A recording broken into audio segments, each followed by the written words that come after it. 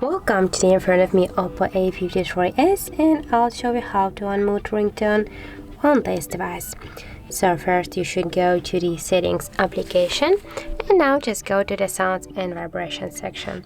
Here you'll see the volume section, and just to unmute your ringtone, swap this dot with your finger here to the right side. And as can you hear, the ringtone is set up. And also we got the second way how you can do that. Just you can make that by pressing on your up volume button, but first you should have to be sure that here on the volume button function you got selected the ringtone volume, not the media one. And by this way just press your up volume button, and as can you see, you can just unmute your ringtone by this way.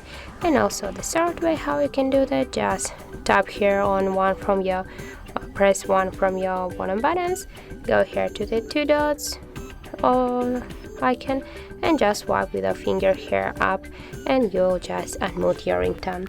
So that's how it looks. If you found this video helpful, remember to leave a like, comment and subscribe our channel.